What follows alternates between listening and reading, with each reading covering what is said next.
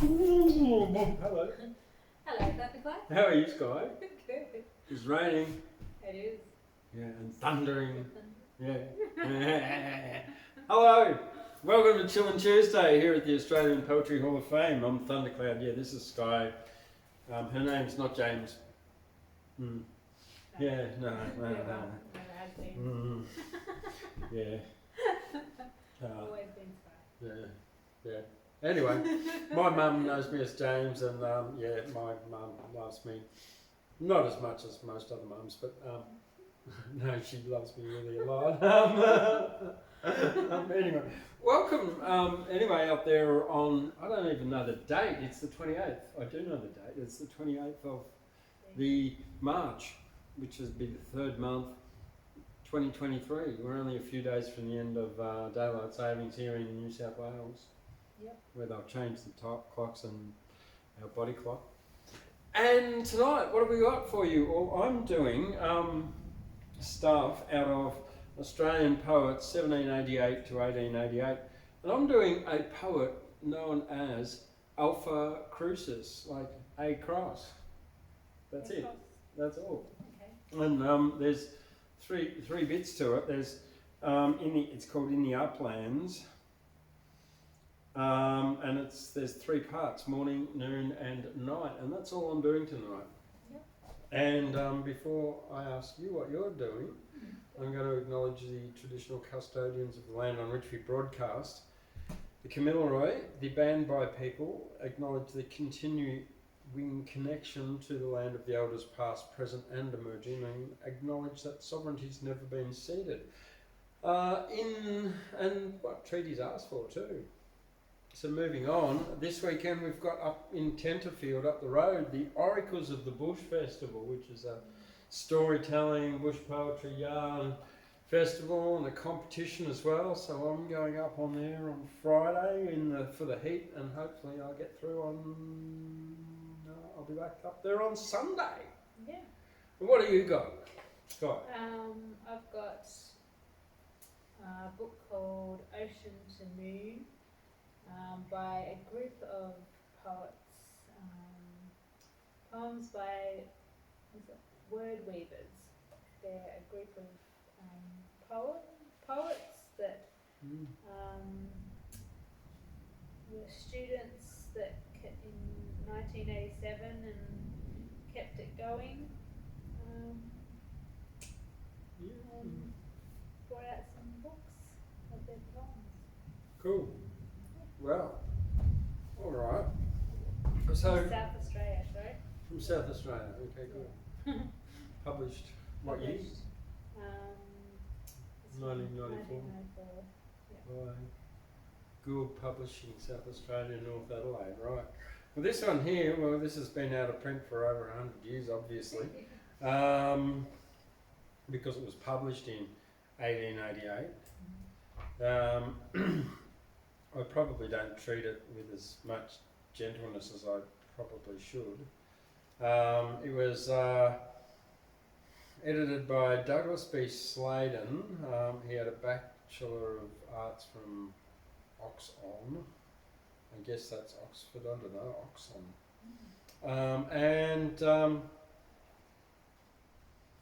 And it was published by Griffith, Farden, Oakden and Welsh. West corner of St Paul's Churchyard, and Sydney, New South Wales, from London. Yeah, sorry, okay, in 1888. It's a very old book, but it's stayed up remarkably well, and they've used really good quality paper, because I've seen older books that have much worse paper than this, and they're like crumbling, for younger books, sorry. So it's full of a whole bunch of the first 100 years of poetry for settlers and colonisers of both New Zealand and Australia, because at that time, from the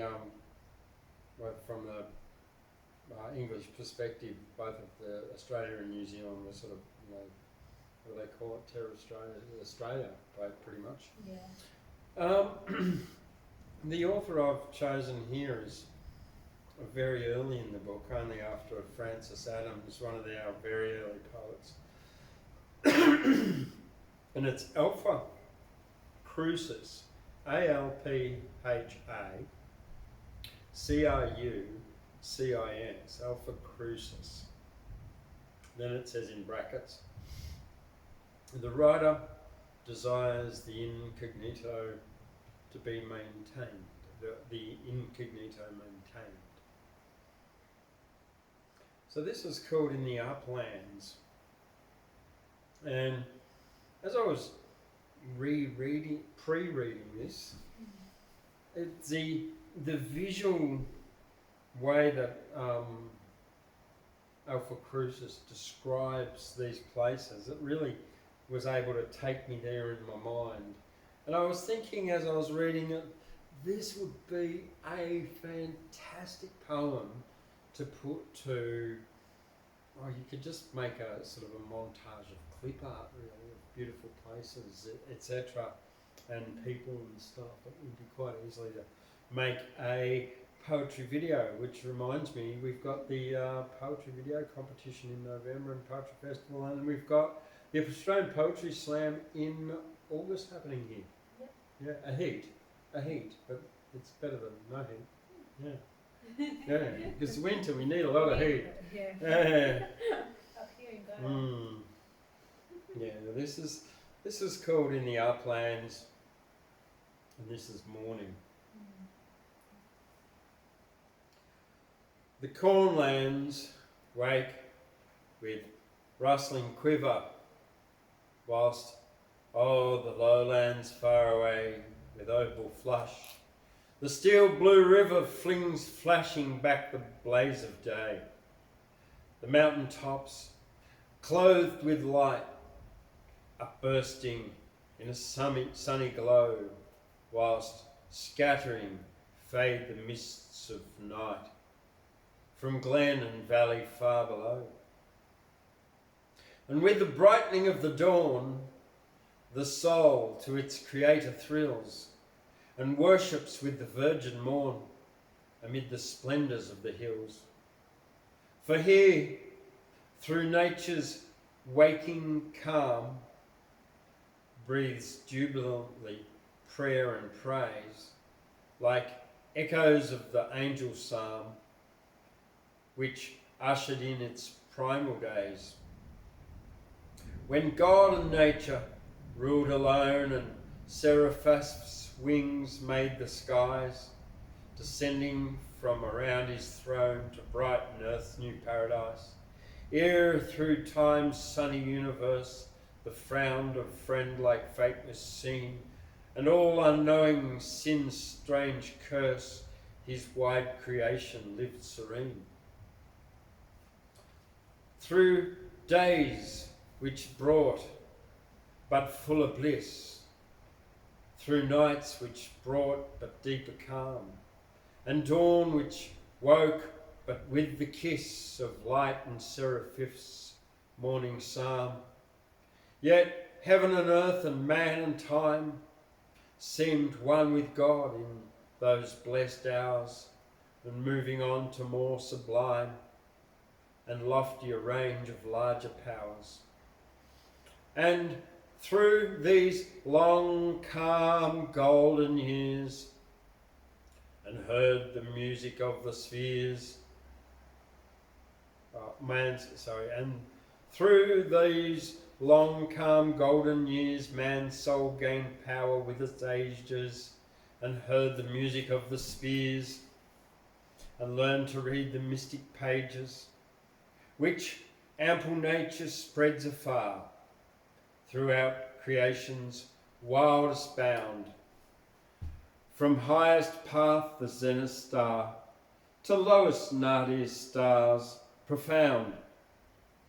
And midst this day dawn bathed with dew and virgin freshliness, lo, it seems true that these whispers may be true, and something more than poets' dreams.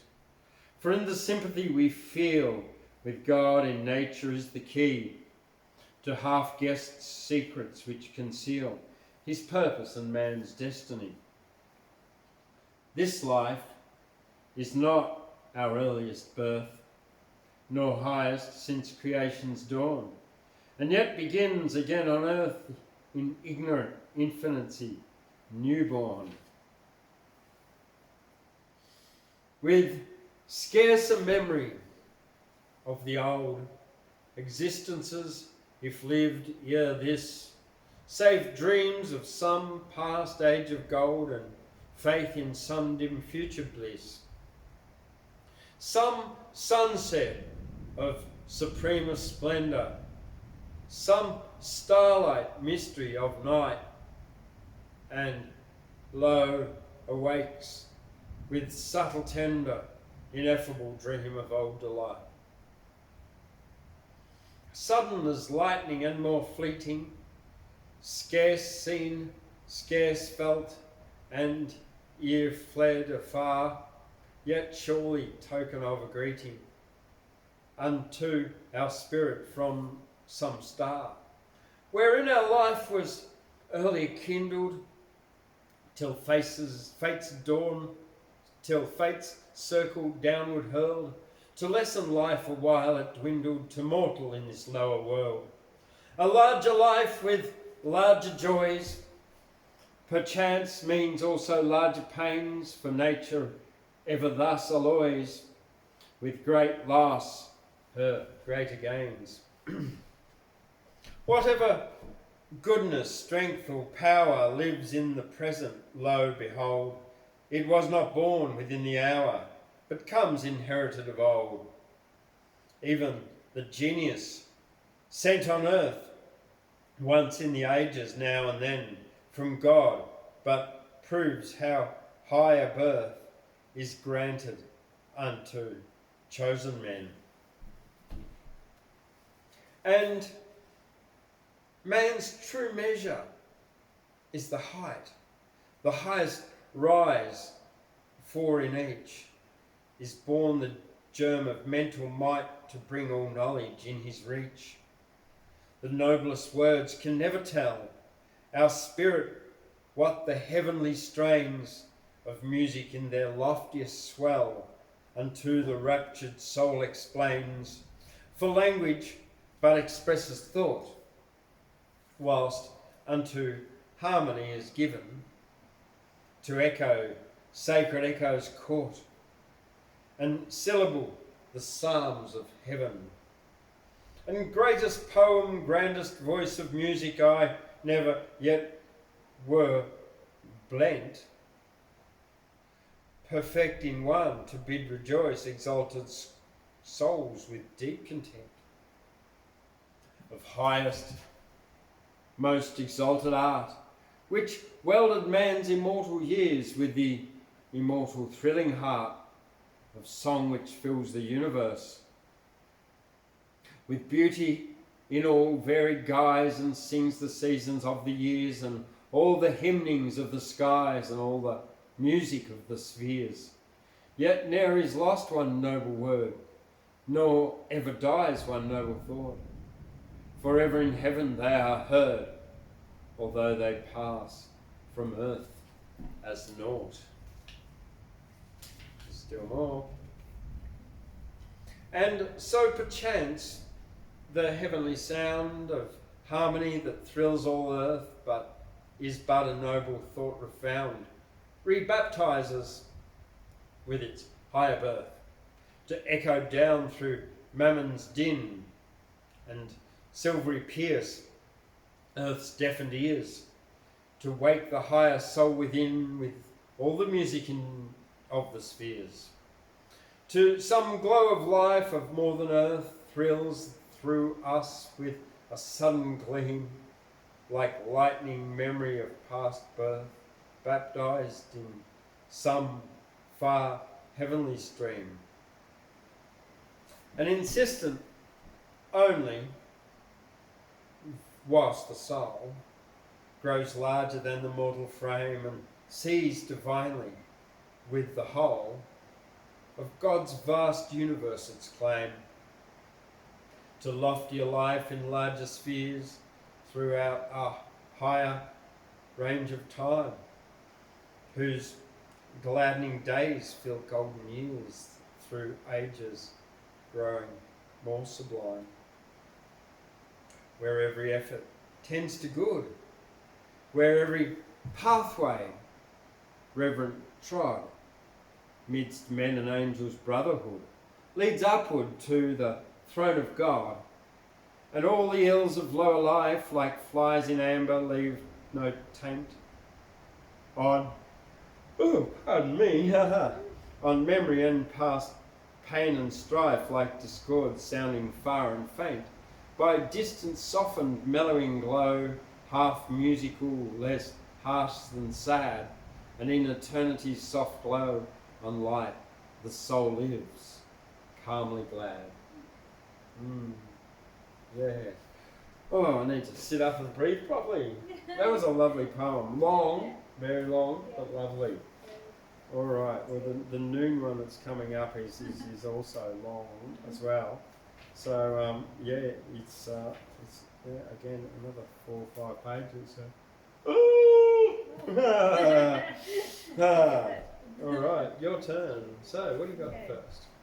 So, well, I'll read Ocean to Moon by David Beaver.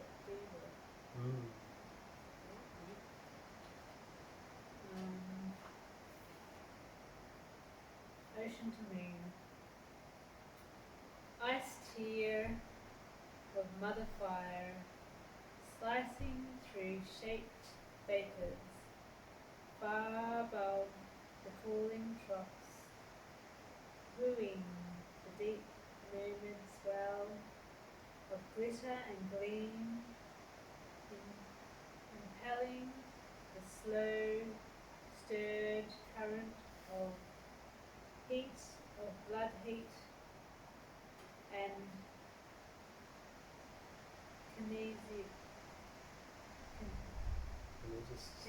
kineticism. I hold the heat in the face of calling space, and the frozen moon wanes cold on the wind, wanes pale, fades. Yeah, well. And what else? And we'll do Woolen Bathing Suits by Jackie Went. You see them in old photos, and you know what they are like. Those dreadful woolen bathing suits you had when a little tyke, neatly fitting all around in black or brown or blue. You launched yourself into the sea, wherein their size grew.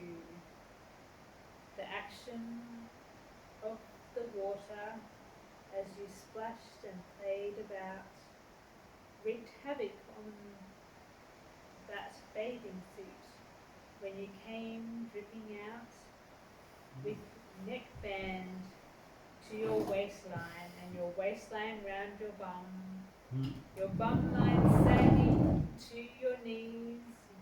You staggered back to mum. A towel was wrapped around you, and the sagging, shapeless mass was gladly dropped upon the sand. But then you see, alas, a dry pair was produced from mother's capacious bag to play around the beach in, but thank God, without that sag. Okay. Well, back to Alpha Cruxis here. And now I've got Noon. Noon. It's actually gotten warm in here. We've got rain outside. We've got thunder and lightning, and getting warm, yeah. Right, Noon. In the uplands from there. The secret of the poet's soul, the essence of its gift, is this: strong sympathy with nature's whole, creation, and with all that is. I can't see out my glasses. Oh. I must have put my fingers on them. Yeah. Have to clean them. That's better.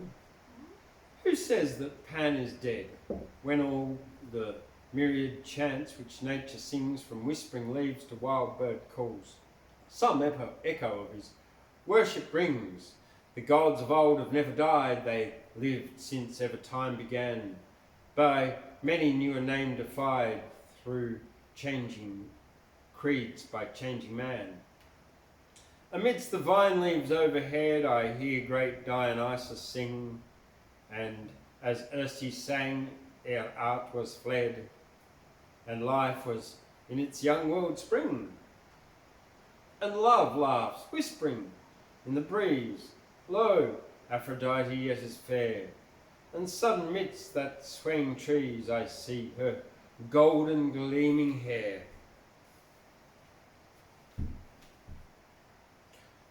The glowing crocus round her feet of warm soft whiteness seemed to rise, as though they emulous strove to meet, and golden clasp their pearly prize. She passes in her golden grace like living light across the flowers, and like a gleam of heaven her face smiles love between the garden bowers. Unutterable sweetness fills the summer's soft voluptuous breath, and all my inmost being thrills with life which seems too great for death. Sweet orange blossoms steep the air in languorous softness, and their flowers like scarlets shine out whitely fair amidst their glossy dark green bowers. Is nature dumb, or are we deaf? Do her gods answer when we call? Speaks she to us in whispering leaf, or murmurs of the waterfall? In subtlety of semitone, or set in sweet and sad minor key, she whispers in her own the secrets of her harmony.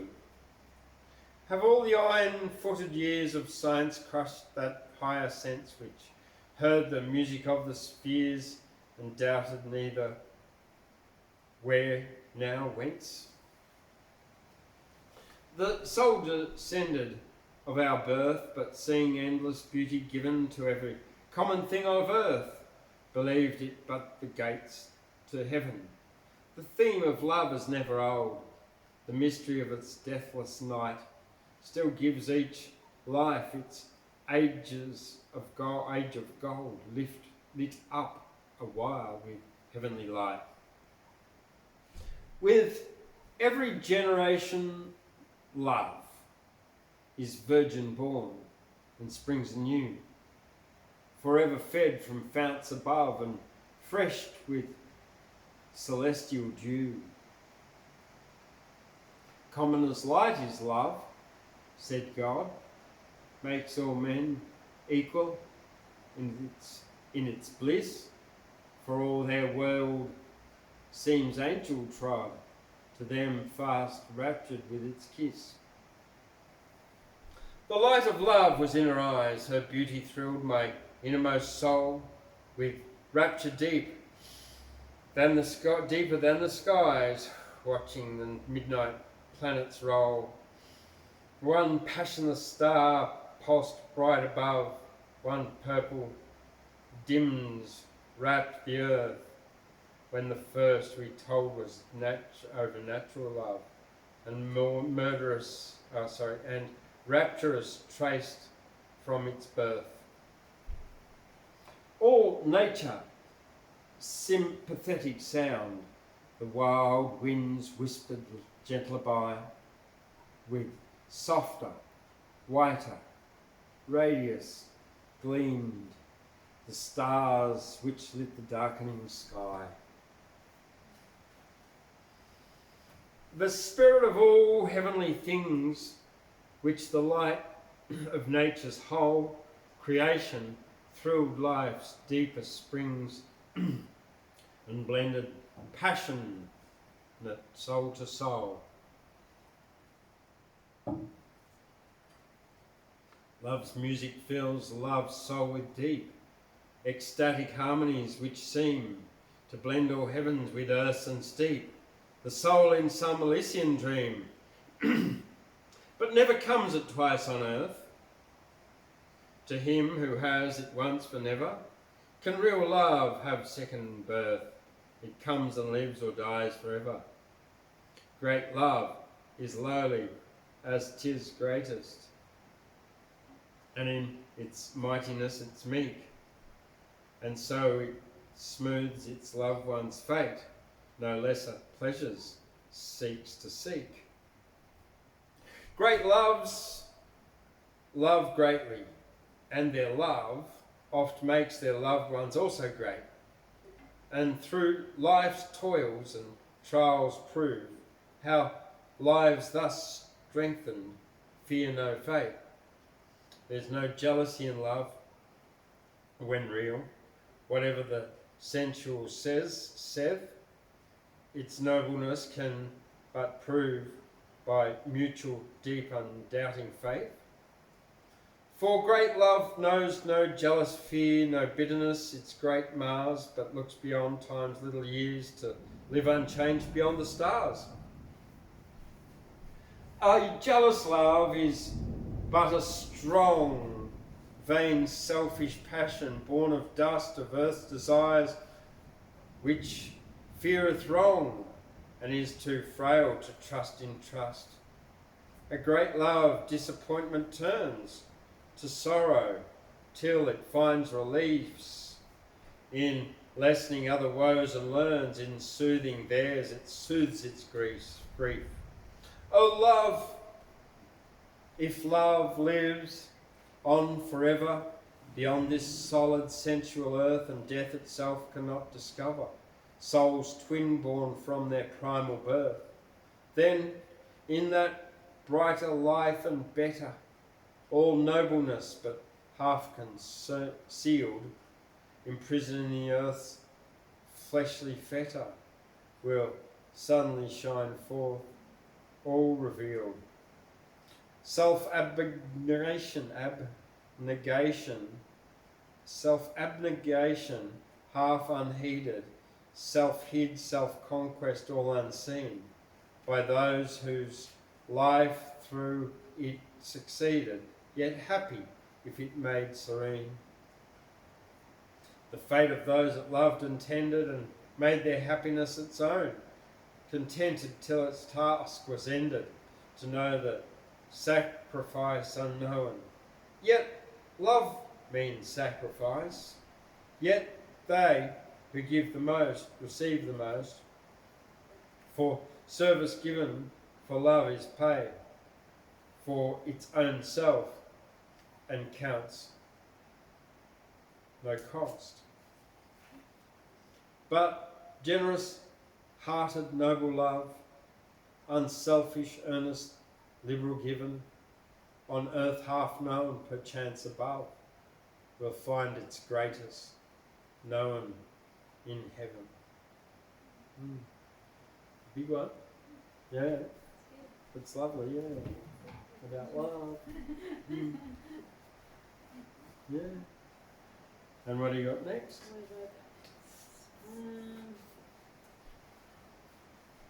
The tiled roof shelter.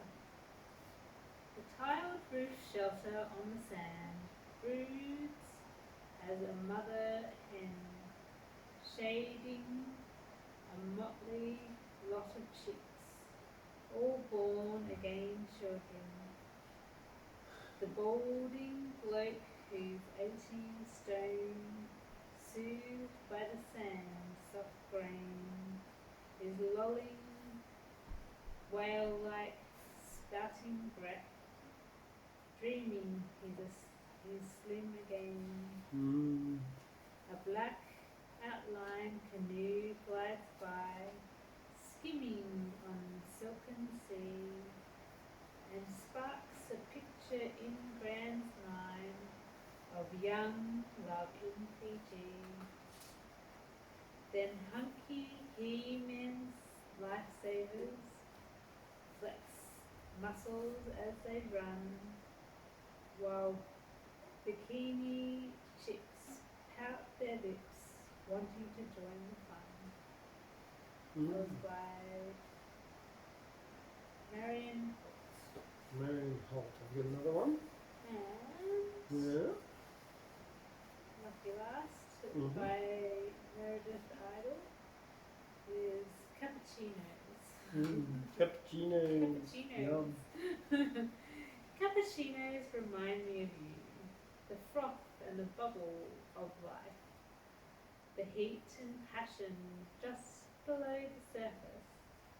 Is it wrong to drink more froth than is good for you? I wait in anticipation of a sweet longing becoming a reality. Who wrote that? Meredith Idle. Meredith Ide. I. IDE. Cool. Alright, we've got the last one here of the Uplands. This one's Night. The day is over.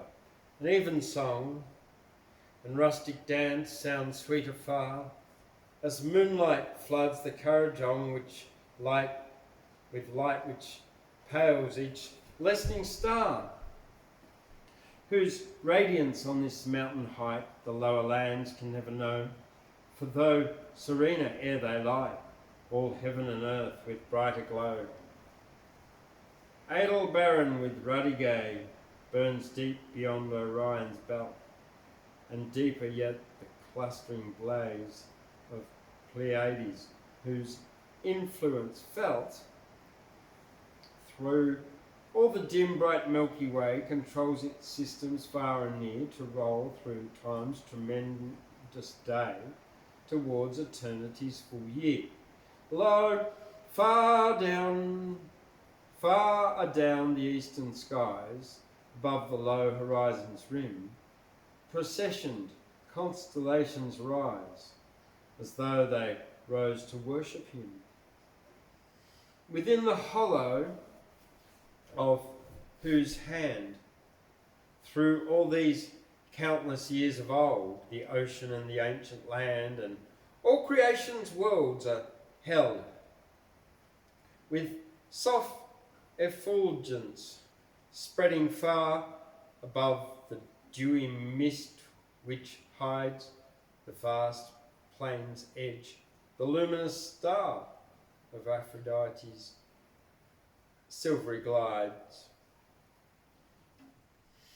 In silent splendour up the arch, whose keystone is the sacred throne of him who rules the thunder march through space of every starry zone, the mellow moonlight washes all the sleeping world with saintly light, and silently the soft dew falls in fragrant freshness through the night.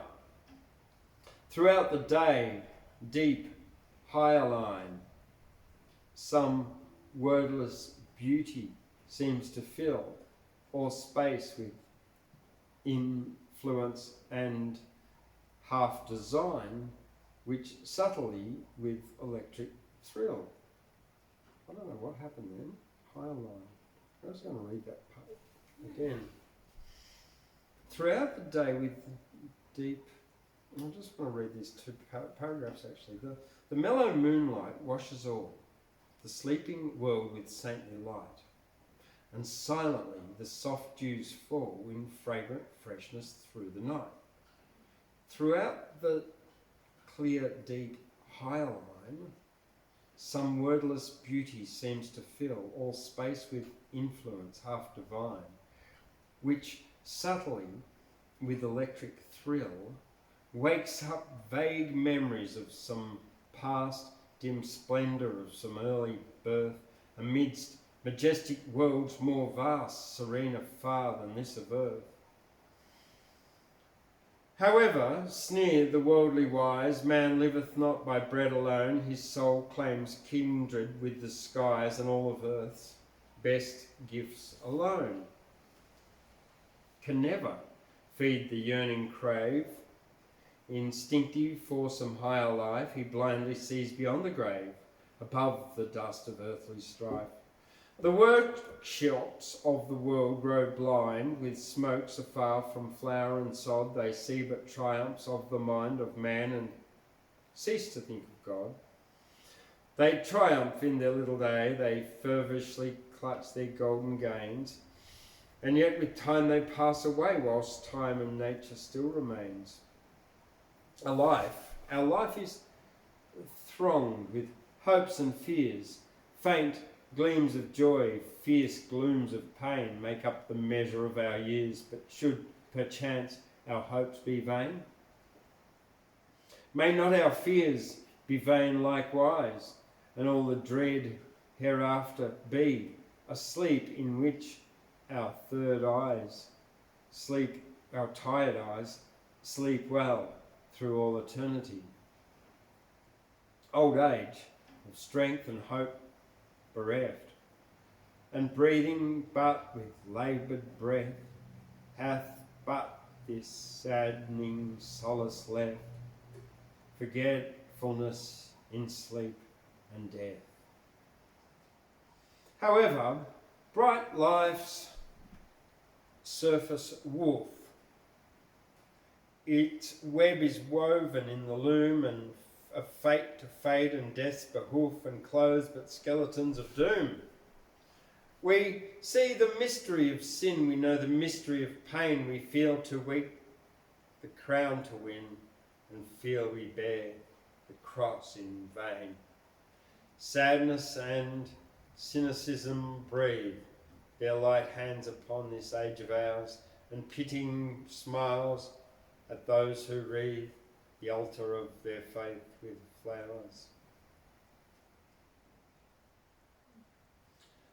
These be gods, O Israel, these, cries scornful pity, wax they wrath, unless their vanity ye please with candle and with altar cloth. Fools that ye are, and blind as weak, the God of truth is mightier far than this poor tinselled thing ye seek, his temple light, his sun and star.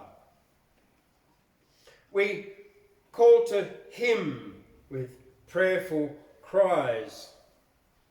We listen, wait with bated breath. No answer comes from the skies, and earth but dumbly allows us death. The age of miracles has passed. Swift answer unto prayer would be a sudden miracle at vast, as those of him of Galilee. All men, all things bowed down to fate. The demigods who ruled the spheres were conquered by it soon or late, trod down by iron-footed years. Get over the page. In life's full moon, its shadows lie beneath our feet. Where'er we gaze, we see far spread a summer sky, and life lit up with happy rays. In youth we walk towards the sun, and all our shadow backwards sweeps, but when life's race is nearly run, our lengthening shallow shadow formal creeps. And dims the slanting sunset light, as stumbling on we darkly tread, till all the silent gloom of night eternal closes overhead. The great repose of which hallows death, and when the first it seals life's tired eyes, and closes fast the lips whose breath hath ebbed from sighing into sighs. Man, even fiends, appalled would drink from contemplating endless pain, and darest them, O mortal, think, just God could gloat o'er endless pain. Eternal torment is a lie, as word and wild and wicked as the dream of some mad monster who should try. How worst of worst could he blaspheme? God is as mightier than man. His as mightiest is to meanest so. His mercy must be tenderer than the tenderest mercy mortals know. If otherwise, then man were greater in goodness than Lord of all, the creature than his great Creator, and God less noble than his thrall. Nature knows neither worst nor best, no stepson weed, no favourite flower, but equal nourished at her breath, and equal feed with sun and shower. So nature's equal gifts were given to man, no favouritism there, and so perchance in highest heaven both great and small may equal share. Our life goes through the light and shade, through storm and calm, through glow and shine, our soul unknowing why 'twas made, yet hopefully dreaming some divine. And stronger perhaps than this earth, with all its experience and learns, was blent within us at our birth, that some dim spark of Godhead burns. Forever, like a vestal fire within our innermost being's cell, which rises from our funeral pile to loftier worlds where all is well, and with its tried experience guides our larger life in loftier spheres amid celestial sweeping tides which bear the burden of the years. Of time and fate with winning course, mid stars serene as seraph trod, until they reach their parent source and give his gifts back unto God. Like furnace-fired, ice-tempered one, bent hot, not broke with blows of ill, but stronger tempered more and more, by pain and toil, his work, his will. Eternal life, eternal change, of happy work with happy rest, where work is worship through all range of ages, growing each more blessed. Wow, what an epic. Yeah. It's so long. Whew. Yeah. Yeah. Well, that's it. We're done for the night. Yeah. That's Chillin' Tuesday. We're chilled. I'm chilled. I'm actually I've built up a sweat just reading that. Yeah. Well, don't forget to like it and subscribe. Yeah, give it a thumbs up and all of that. And leave a comment. Tell us what you think. Yeah. All right. Good night. We'll see you tomorrow night for Wednesday Words. Bye-bye. Yeah.